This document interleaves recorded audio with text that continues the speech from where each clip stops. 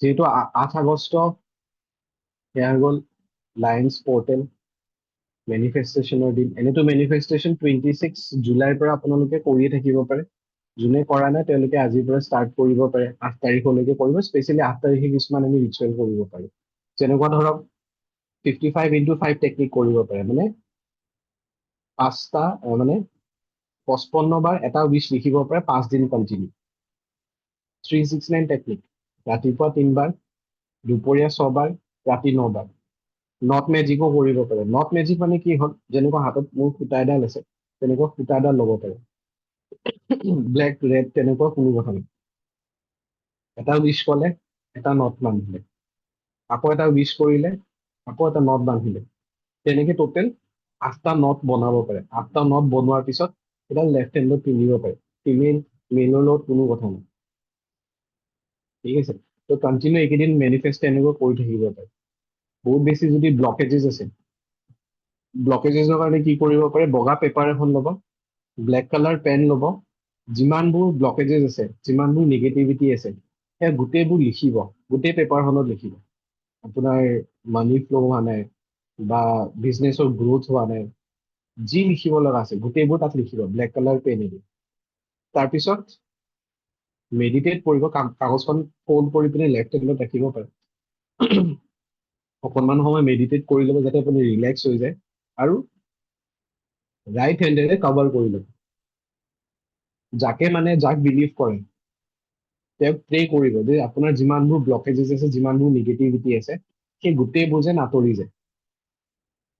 আৰু উচ্চাৰণ কৰি পিনে কৰিব, আৰু ভিজুৱেলাইজ কৰিব পাৰে যাক মানিছে, যাক বিলিভ কৰিছে তেওঁ আপোনাৰ প্ৰব্লেমবোৰ শুনি আছে, ঠিক আছে। 21 ডেজ কণ্টিনিউ কৰিব পাৰে 8 তাৰিখৰ পৰা। 21 ডেজৰ পিছত সেই কাগজখন জ্বলাই দিব পাৰে,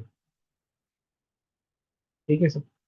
যেতিয়া যিহেতু সেই কাগজখনত গোটেই নিগেটিভিটি লিখা আছিলে, তো আমি হাতখনো কি কৰোঁ, সেই ৰিচুৱেলটো কৰি উঠাৰ পিছত মানে 21 ডেজ কাগজখন ক'ৰবাত থৈ দিব, মন্দিৰতো ৰাখিব পাৰে, অল্টাৰতো ৰাখিব পাৰে, এইটো নিজৰ লগত কথা। আৰু নিগেটিভিটিবোৰ ৰিমুভ কৰাৰ পিছত হাতত অকণমান ৰক চল্টেৰে হাতখন মুচি যাব, মানে অকণমান ৰক চল্ট দিলে 2খন হাত ৰাব কৰিব, যাতে পিউৰিফাই হৈ যায়। ডালচেনি দিলেও হৈ যায়, বা বহুতে ৰক চল্ট ডালচেনি মিক্স কৰি পিনে হেৰি কৰে, যাতে হাতৰ নিগেটিভিটিবোৰ আঁতৰি যায়, আৰু সেইখিনি ফ্লাছ কৰি দিব পাৰে, ঠিক আছে।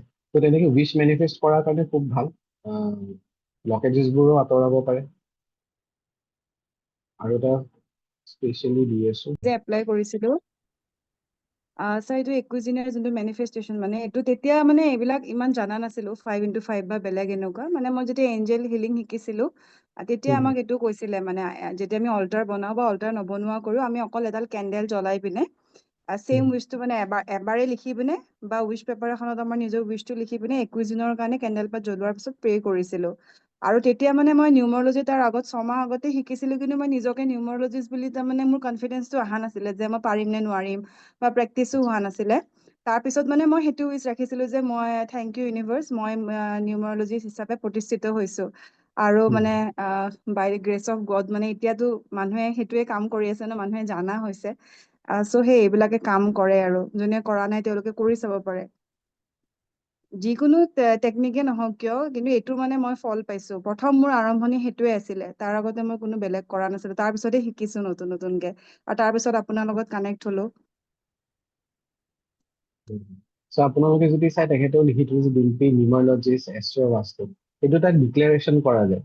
আমি নিজৰ নামৰ সন্মুখত যদি সেই বস্তুটো লিখি থৈ দিওঁ, তো সেইটো আমাৰ ডিক্লেয়াৰ হয় যে মই এজন টেৰো ৰিডাৰ, বা মই এজন নিউমাৰলজিষ্ট, বা মই এজন এষ্ট্ৰলজাৰ।